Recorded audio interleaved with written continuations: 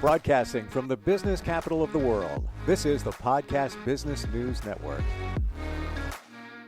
All right, please pay attention. This is really important, vital to your happiness, your success, all of that.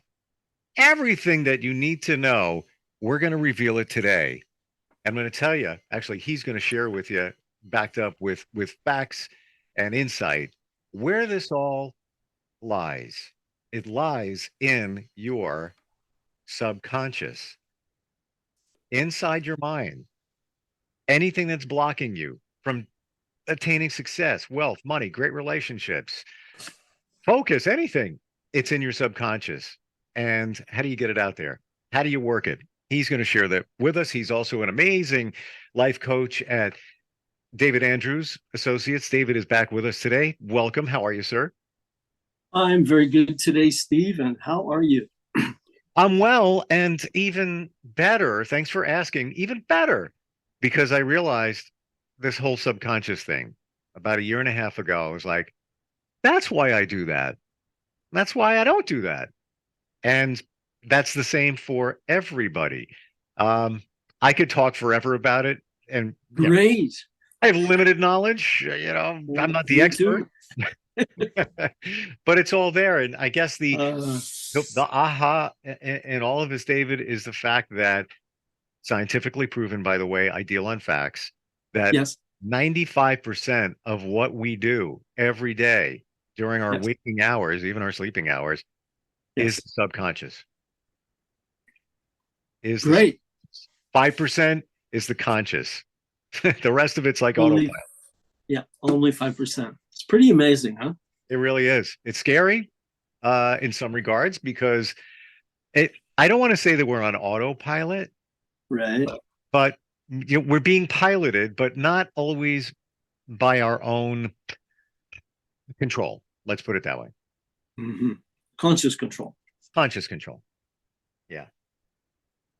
So let me just a little background here, a little historical perspective, just to kind of create a bigger context. A long time ago, far away in another city called Toronto, I went to a University of Toronto, and I took a course with a guy who was teaching philosophy of psychoanalysis. Okay, and we were just looking at the psychoanalytic method, developed by good old Papa Sigmund Freud in the 1900s. And it was kind of first introduced in his big book, Freud's Interpretation of Dreams. Okay. And Freud spoke about 6 or 7 different languages. He read everything that had been written on the subject of dreams, and he boiled it all down into this book, The Interpretation of Dreams. It was published in 1900. And in that book, he describes his psychoanalytic therapeutic process, which essentially was free association. Okay. And the free association was the content of a dream. So people would show up in this office, lie down on his sofa, tell them about a dream. He would ask them to free associate to some of the major concepts, or I don't know, say objects in the dream: a house, a boat, a ring, a bear, a wolf, whatever. And but essentially what Freud was doing was trying to figure out how to access the unconscious. Okay. Now, he was a neurologist. There's a whole world of neurology now that goes back to that point. And in neurology, as a doctor, he understood very clearly we have 2 nervous systems in the body. And one of them is connected to consciousness, awakeness, awareness, right? Your nervous system, eyes, ears, mouth, nose, all of that. You're aware of what you're sensing, and that is one nervous system. But the other big nervous system in the body is the one that beats your heart, digests your food, keeps your blood circulating, takes care of your dreams. And that one never sleeps. That one's awake 24 hours a day. That one never takes a break. You're unconscious, okay? So your unconscious is connected to that nervous system. And one of the things that fascinates me is that, in all of the sacred literature of the world, it talks about your consciousness is born in the moment of conception, right? Like when the sperm meets the egg, boom, and life starts to unfold.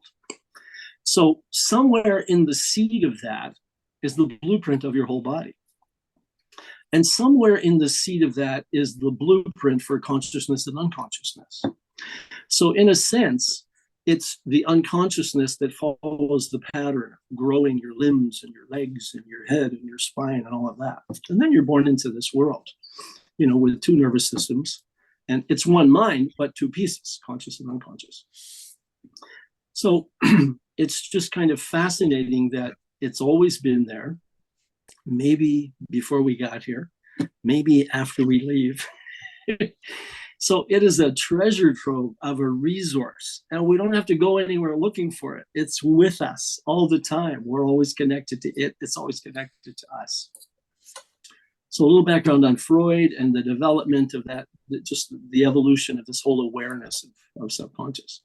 And many people have been trying to figure it out for a long time. I mean, if you look at yoga and meditation and the Tibetans and the Buddhists, I mean, they obviously learned how to access some of those powers. And a lot of people talk about the power of your subconscious mind. But the power is in accessing it, right? Like Freud was trying to access it. And I guess historically, the next person who really fascinated me in trying to access it was Eugene Gendlin. Want to say something at this point? Are you okay? How are we doing? I'm fine. I'm fascinated because the Okay.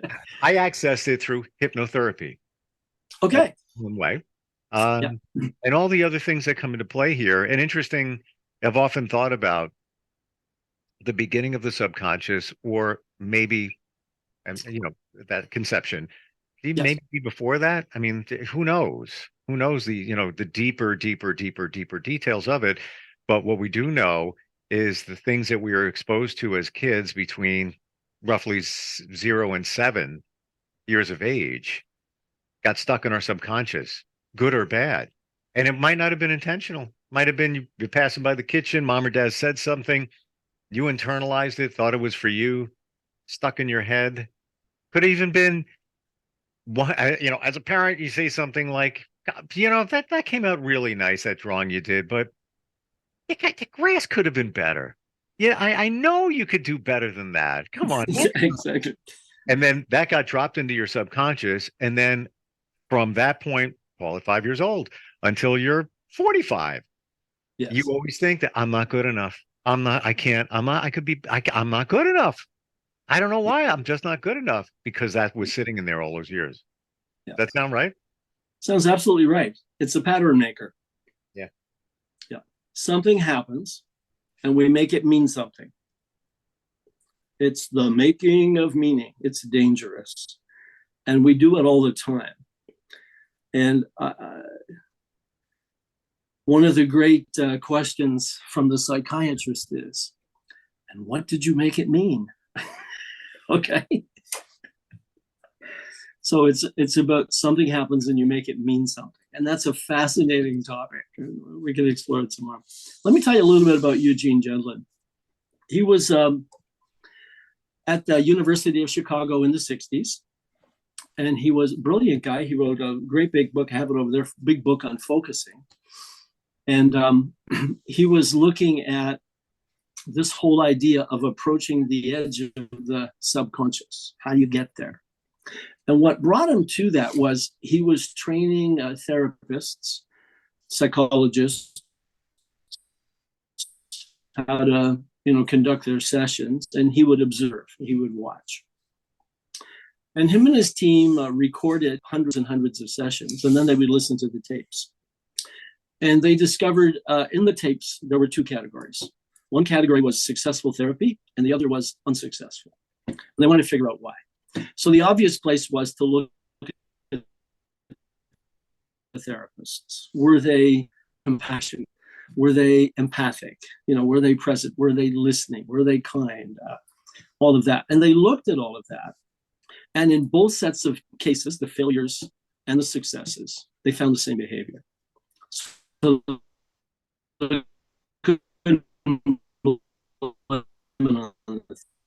I want to jump in here just for a moment, because this is pinnacle. And they know. We have I think an internet connection on your end, and the Zoom is sputtering a little bit, and I don't want to miss a word. And I know it's not my subconscious. I'm conscious of this at this moment. Um, Yeah, something just came in. This annoys me so much that this happens with the internet. Anytime a message or anything arrives, boom, it sort of supersedes whatever's happening. But anyway, yeah, you're back. Okay, great. I'll turn everything else off. Except your subconscious, because there's no way to do that. And you froze up. Oh, now you're back. There we go. Okay. Oh, this is not good. Okay. You know, we could take a break and come back. We're live now, but I could take a break if that's okay, and then we can come back and we could, reset everything here. Maybe sign back in. If you think it'll make a difference. I think we probably should. Why don't we do that? All right, we're coming right back. We're talking with David Andrews, and this is all about the subconscious, harnessing the power of that, and also improving your learning for you, others, even your children. Nice. Yeah. All right. We're coming right back. Hang tight. If you have unfiled taxes or are in debt to the IRS, this is important news. The IRS has rolled out a new program to help struggling taxpayers more easily resolve their tax problems. It's called the Taxpayer Relief Initiative. It opens up power. Okay, you can hear me. You can hear me. Sign back in. Yes, I can hear you. Sign back and leave and sign back in. Okay. Sign out. Oh, Clients and have the expertise and experience to help you. One easy call to Optima can start the process, helping to put an end to your worries of wage garnishment, asset seizure, and other aggressive IRS actions. Make today the beginning of your fresh start with the IRS. Call the experts at Optima Tax Relief now for your free confidential consultation. Call 800-386-9945. 800-386-9945. 800-386-9945. Optima Tax Relief. Some restrictions apply. For complete details, please visit OptimaTaxRelief.com. Celebrating Bubby's 70th birthday. I think we got it. Can you hear me? I can hear you. Can you hear me? Yes. Okay. Part two. Talk again. Okay. I was going to tell you a little bit about Dr. Eugene Gendlin at the University of Chicago in the 1960s. Getting back to you. We've got a plane for that. Visit JetBlue.com for everyday low fares. We're jumping back in. We're talking with David Andrews, who is a life coach with a huge educational background. And we're talking about the subconscious right now. To reset here, the gentleman that you mentioned, and that's where we had an internet connection issue. What was his name? Eugene Gendlin. Okay. Tell us again. Let's start fresh here. What his role on the subconscious? Okay. So Eugene Gendlin was training therapists, and he would observe them or record them on, used to be these little things called cassette tapes. He would record their sessions.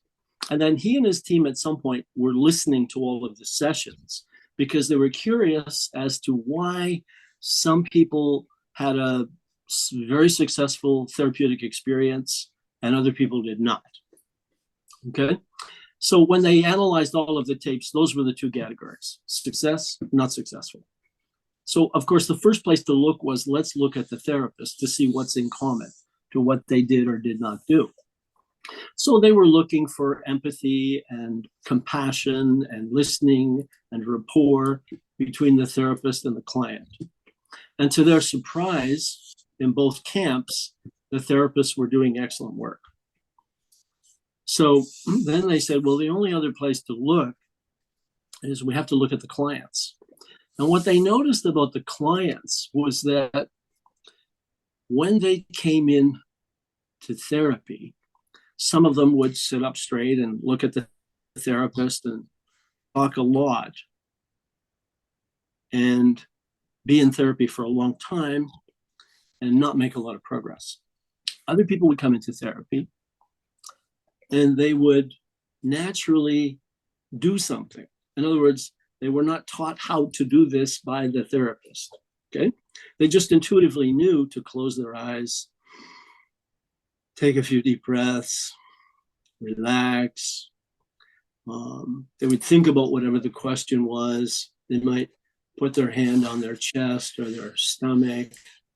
And after a few moments, they would say, I have a little tickle in my throat, or I can feel this tightness in my chest, or I have this nervousness in my stomach. And they would kind of go to that place in their body, embodied awareness. And after being present to it for a little amount of time, it would kind of speak to them. Or they would get what Gendlin described as a felt sense. They would get a sense of what this is about. And people would sort of struggle a bit to describe it or say what it means or where it came from. And quite often, they would have this insight or this connection. So Gendlin was interested in what were they doing and how were they doing it? And could he learn it? And would he be able to teach it to his therapist students, basically? So that became his research and his work and his focus, and he's written a couple of books on it. And so he started teaching focusing to his therapy students. And he moved it out of the realm of being a therapeutic method. And basically what he said was anybody can learn this and anybody can do this. You don't have to go see a psychotherapist to practice this focusing method. So he started to make it available to students and groups of people in the community, and it kind of grew and expanded. And to this day, people are still doing it. So why do I share that with you? Because again, he was approaching the unconscious. It was about exploring the connection between the conscious and the unconscious. And many people say there's great power in the unconscious, but we don't know how to access it. We don't know how to get to it, right? So there are many books, like what's his name? Joseph Murray wrote a book called The Power of the Unconscious. And in it, he describes all kinds of things that become possible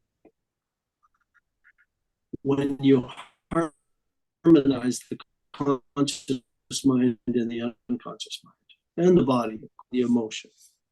Prayer really, aspects conscious mind and the unconscious mind. So then it's about focusing on what stops you, what blocks you, what's in the way, what you would like to manifest, staying with the positive energy, because the subconscious will do whatever you request it to do, good or bad, right or wrong, fear. But isn't it true? Isn't it true that the subconscious just wants to please you? So if you say things like, and this could be a belief that was bestowed upon you by your parents. Your parents could have been that one day where your parents say, "What are you doing? No, money doesn't grow on trees. We got to be careful around here what we spend. Easy there. No, we don't have money for that." You right away think that I'm not going to have money. So now later in life, you walk around saying, "I'm never going to have. I want to buy that car. I don't have enough money. I can't buy that car." And what is your subconscious hearing? Your subconscious, in my learning of it, it's kind of dumb, and it wants to support you. So all it's hearing is, "Can't buy car, can't buy car." So what is it going to do? It's going to do everything to make sure that you can't buy a car. And how is that? It'll just derail your efforts in job interviews. You'll mess them up, or whatever way it is to make sure that you don't succeed financially in this one example, because it doesn't know the difference. It just wants to make you happy. It heard you say to yourself, and even out loud, "Can't buy a car. I'm never going to be able to buy a car. Never buy a car." Is that your understanding too? That is my understanding, because that's a belief. You had earlier spoken, Steve, about that zone between 2 years old and about 7 years old. And what gets constructed in the programming is those core beliefs. We're poor, we can't afford it. It's not possible. I'm not smart. I'm no good. I can't do it. I'm stupid. Whatever it is. But all that stuff, it gets programmed in. And those dictates, or those things we make up, they become the pattern makers. Right. And then we start to spin out and live out and play out into those patterns so that when something new emerges, that's what kicks in, that set of patterns. You know? Yep. And then we make choices and decisions based on that. So wouldn't it be fun to revisit that, rebuild that, reconstruct that, renew that?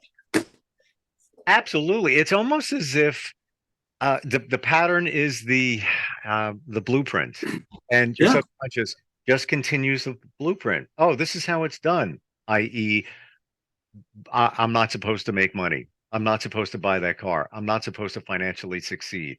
Let me just continue doing that because that's the pattern that was put in, when you're 5 years old or whatever it might have been. Mhm. So, what are some ways that we can access the subconscious and reset the blueprint or change it up? Okay, great question. You want to do a little focusing right now?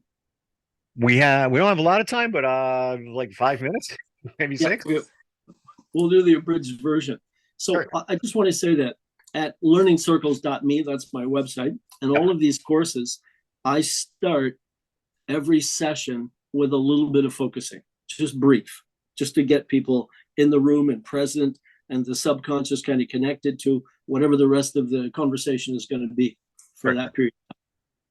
So let me, we only have 5 minutes, so let me describe it to you. Basically, I do a guided relaxation. Okay. So if you want to do this, you're going to get the high speed version of it. Normally, what I do is I slow it down, relax your toes, and relax your feet and your ankles and your shins and your calves and your knees and your thighs. Feel this nice relaxing energy coming up through your limbs and into your pelvic area and your hips and all the way up into your spine, and relax your lower back and your upper back. Relax your shoulders and your upper arms and your lower arms and your hands and fingers. Okay. Now relax your diaphragm. People carry lots of tension in there, so relax your breathing so that you're able to breathe fully and deeply. Relax your neck and your head and your face. Relax your eyes, all the little muscles around your eyes and the space between your eyes. Now, in that third eye, I want you to go someplace. I want you to go to a peaceful place. Could be a place in nature, a place from your childhood, a place outside, a place where you feel safe and secure, grounded and connected to the earth. So just take a minute and find a peaceful place. And when you find it, just put up a finger and let me know you found No, I know that place. it. Okay. So in this place, imagine that you can drop down inside yourself and you can just for a moment push all of the concerns and worries, fears and cares that you have, push them back. Create some breathing room between you and them. Kind of see them over there on the horizon. In other words, we're creating a clearing, creating a space. And just notice that they're there. Okay? Hmm. And there may be one of those that we could work on today a little bit. Hmm.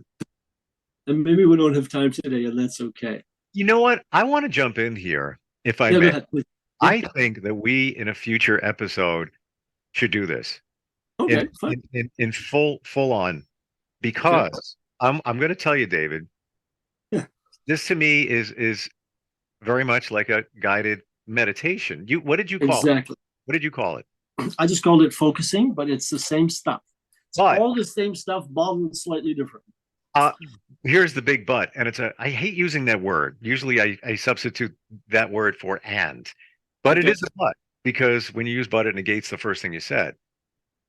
I have been through these. I've done podcasts with people that do these in just 60 something seconds.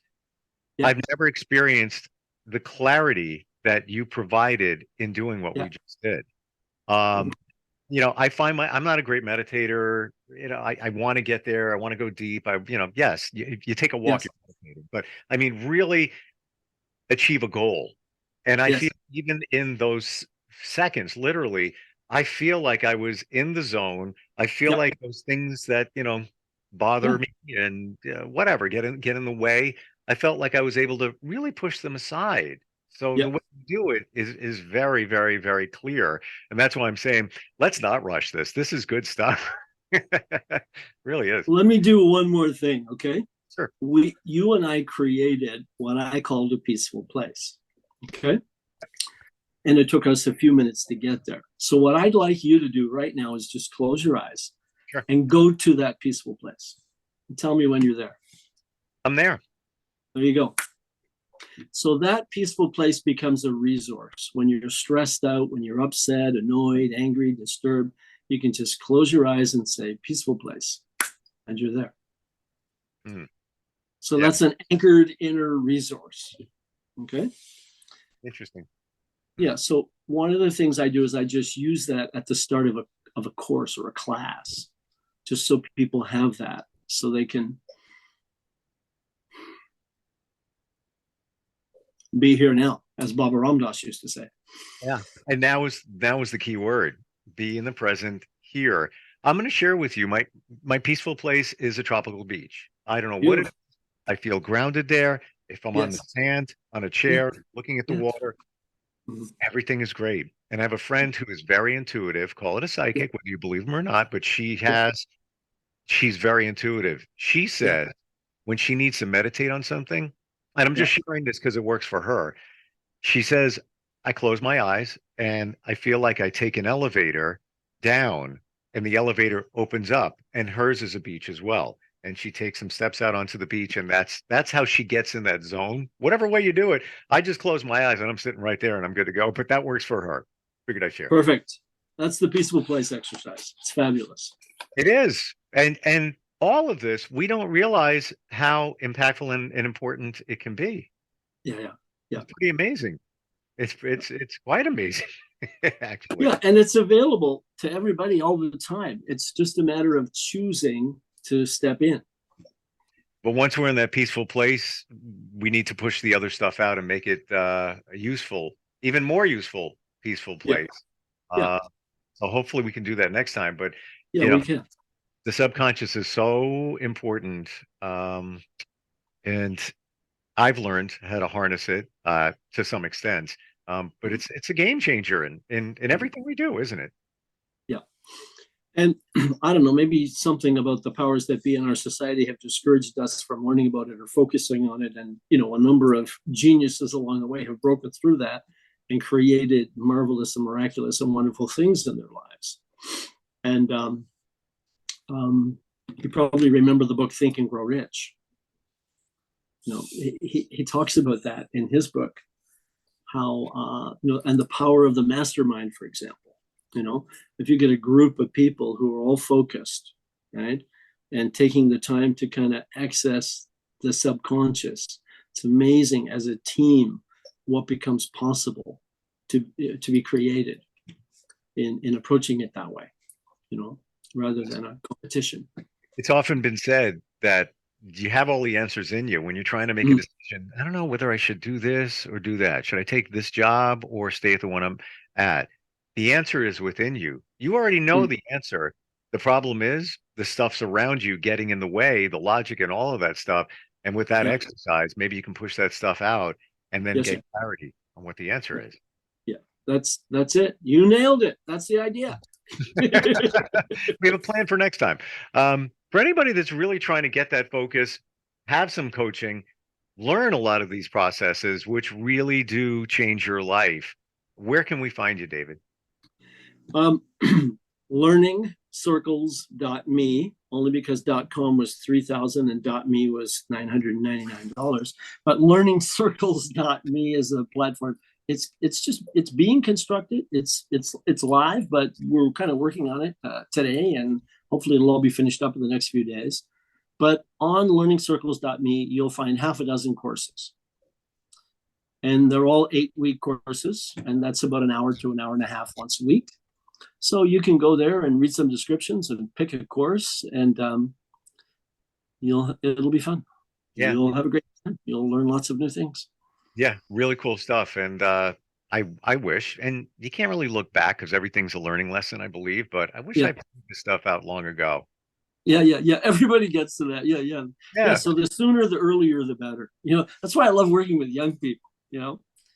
Somehow it's younger people get it faster than older people. Yeah, Well, I think younger, but I wish I Yeah. heard about all this stuff back in the day because Yeah. how impactful, life changing, literally life changing. Yeah. David, thank you for today. We have a plan next time, if you're okay with that, getting deeper Yeah. into the A zone. focusing session. Yeah. Exactly right. Yeah. We can definitely do that and more. And more. Yeah. Much, much more. And I'll meet you at the beach. That's all right. Exactly. Appreciate All right. you, David. Thank you so much. Thank you, Steve. It's been a great conversation, and have a wonderful week. Yeah, you too. Are you looking for even more of the podcasts and hosts that you love? The Podcast Business News Network is proud to announce that you now have even more ways to listen live. Check out the MyTuner Radio, online radio box, and Simple Radio apps on iOS and Android, or find us online. Search for Business News Network on mytuner-radio.com, or search Podcast Business News Network on streama.com and onlineradiobox.com/US. Take your podcast on the go and don't miss a minute of the action.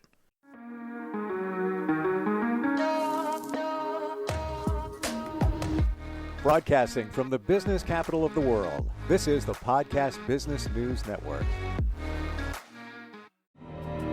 For nearly 2,000 severely injured veterans, everyday life has become filled with barriers. Day-to-day simple tasks can become pretty daunting. I have to carry my chair up 2 flights of steps or have somebody do it for me. What scares me the most is just the falling. When I'm struggling with my house, I think, to have that one great barrier just knocked down, it's crucial. Home for Our Troops is a wonderful nonprofit that builds a mortgage-free, fully adaptive, handicap-accessible house. And there's no catch. It'll be our very first home that we've ever owned. This is a game changer. This is where your life begins again. We need you to join us in completing this important mission. Please visit hfotusa.org and help build homes and rebuild lives. Because of you, everything's going to be okay.